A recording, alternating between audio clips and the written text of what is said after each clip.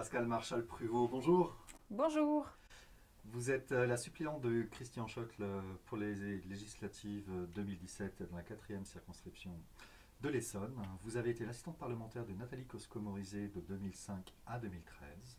Vous êtes ergothérapeute de formation et de profession et actuellement vous êtes responsable d'un CESAD à Paris dans le 15e arrondissement. Qu'est-ce qu'un CESAD, dites-moi? Alors, un CESAD, c'est un service de soins à domicile pour enfants infirmoteurs cérébraux. Enfin, celui-ci est spécialisé dans les infirmoteurs cérébraux. Et donc, ce sont les thérapeutes qui vont sur le terrain pour faire les rééducations. Le terrain, c'est-à-dire le lieu de vie des enfants, l'école, le centre aéré ou le domicile. D'accord. Vous êtes spécialisé donc dans les questions de handicap? Oui, depuis toujours, puisque c'est mon métier de base, ergothérapeute. Je me suis occupée en particulier des personnes autistes. J'étais un peu spécialisée là-dedans, dans la communication. Et dernièrement, j'ai aussi travaillé en EHPAD auprès des personnes âgées. D'accord. La question du handicap est une question assez peu abordée dans la campagne présidentielle que nous vivons maintenant, mais pourtant c'est une question qui vous touche et qui touche beaucoup d'Essonniens, et de Français en général. D'après vous, où sont les plus grands déficits, quelles sont les plus grandes actions à mener pour les personnes handicapées en France? Donc je suis doublement touchée par le handicap puisque je suis moi-même maman d'une jeune fille handicapée qui a 30 ans. Et donc j'ai connu le parcours des combattants des parents handicapés. Et par mon métier, bien entendu, j'accompagne les parents et effectivement, c'est toujours un parcours du combattant. Et donc, ce qui se passe au niveau local, c'est-à-dire dans la 4e circonscription, c'est exactement ce qui se passe au niveau national, c'est-à-dire qu'il y a un grand déficit dans la prise en charge des personnes, que ce soit des enfants, des adolescents et des adultes.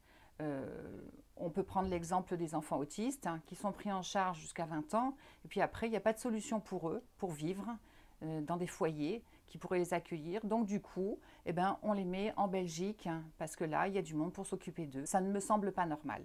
Il y a aussi les questions d'accessibilité dans les villes. Normalement, toutes les mairies auraient dû être mises aux normes très rapidement. Ça a été repoussé, ce qui fait que quand quelqu'un se promène avec un fauteuil roulant, eh ben, des fois, ils abandonnent parce que c'est beaucoup trop compliqué.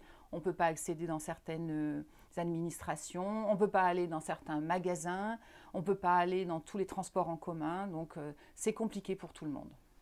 Vous voyez un ensemble législatif, des dispositions légales qui pourraient être votées d'urgence, pourquoi pas, pour améliorer la situation des handicapés?